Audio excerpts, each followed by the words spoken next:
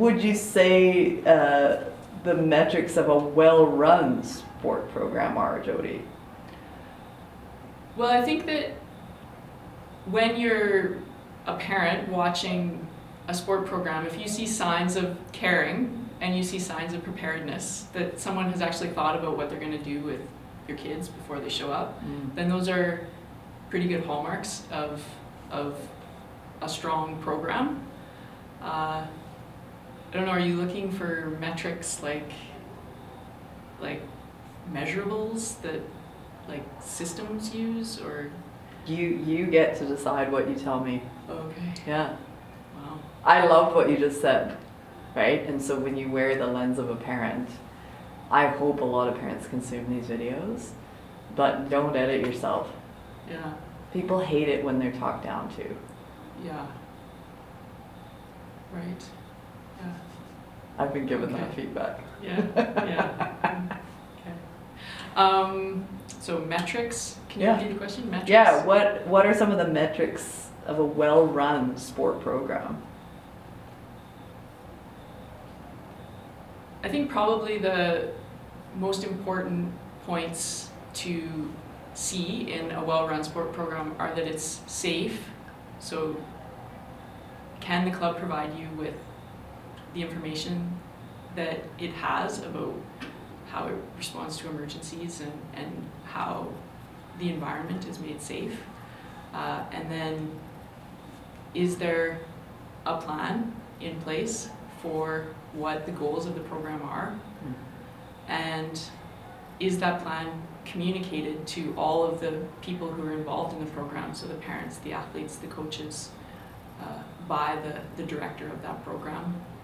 And it would be a really amazing, well-run program if those stakeholders also had input into that process before it was finalized. So I think in my experience, the most successful programs that I've seen are ones where everyone involved does actually buy into what those goals are and really is willing to put the work that they need to do in order to see those goals achieved.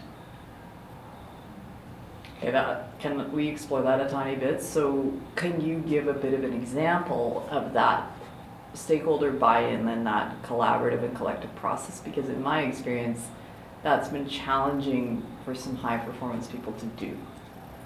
Yeah, I think, I can give you a high performance example of that, where something that I was fortunate enough to be involved in. When we had a new coach who came into the cross country team as the head coach of the Canadian national team, and he had some really great ideas about how he wanted to do things that were slightly different from the way that we had done them in the past. And so he gathered, first of all, the IST together, and he described his vision to us and asked us to tell him how we thought our jobs would fit into achieving that vision. And so he didn't tell us what to do, he asked for our opinions. And then he told us how he thought that our ideas could be incorporated into that plan. And so that was our initial meeting of the year. And then his first meeting of the year with the athletes was to describe that modified vision that had all of our input into it. And he did the same thing with them. He asked them, how they thought they could contribute to this and if they had any concerns about it. And really, he asked for them to give him their vote of confidence. And so after they had their input and done that, it was definitely the most, and it was not a smooth road from beginning to end, but there was always something to come back to when there were problems, to say this is what we said we wanted to do. Okay, I love that. What about inclusiveness, Jodi? So LTAD has within its signatures of a quality program the idea that the program is inclusive. Can you comment on that? Can you repeat that? Yeah, inclusivity.